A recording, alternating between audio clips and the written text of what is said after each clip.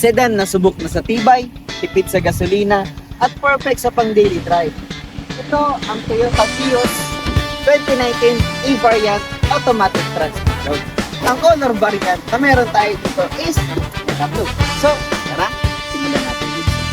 Dito sa unahan, meron na tayong LED headlights at fog lamps. At meron din tayo dito ng mga konting scratches, oh. Pero syempre, matatanggal yan sa exterior detail. Na ngayon, dito naman tayo sa side. Ang Toyota Vios na ito ay meron ng 133mm na ground clearance na nakakatulong sa ating pag-brake. At hindi lang yan, meron din tayo ng 15-inch alloy rims. Disc brake sa harap at drum brake sa likod.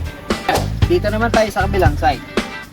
Makikita nyo, itong napakakatong gasgas at manipid na side ito. Pero dahil may exterior detailing, syempre maayos natin yan. Kasi kasabay na nga. Dito naman tayo sa likod. Syempre makikita nyo pa ang buong taillight assist at parking sensor. Hindi rin mawawala ito, mga scratches. Syempre mawawala rin yan pag diniliver. Dito naman tayo sa pangloob. Yan, oh, buong pa. At nandyan pa ang kanyang reserve tire at kanyang mga tools.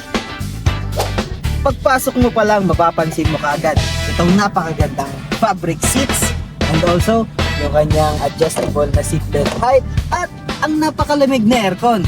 And also, meron na din tayo ng ibang parts na naka-leather na. Pares itong manibela at itong kanyang armrest. Ito pa, isa pa ito sa pinakagusto kong feature sa kotse na to. Is yung meron na siya ditong mga control buttons sa kanyang manibela na connected dito sa ating infotainment. Ito guys, tingnan nyo to. Oh, Si Optimum Prime! Yan, o. At pwede mo rin siyang i-adjust. Yan, tingnan nyo to. Up. Tilt. Yan. Kung hindi nyo siya gaano makita, adjustable naman. So windows naman tayo. Yan, o. Kita nyo? Lahat yan gumagana. Pati sa likod, sa harap. At also meron din siya ng central lock. Yun. Lahat gumagana. Pati ang kanyang side mirrors. Yan, o. Control. Wala. Gumagana pa. Dito naman tayo sa likod. Yan. Meron pa rin tayong fabric seats. At meron ka na rin sariling power window control. Yan, o. Gumagana pa. At napaka-solid na speaker. Kaya kung interested ka, tumawag ka na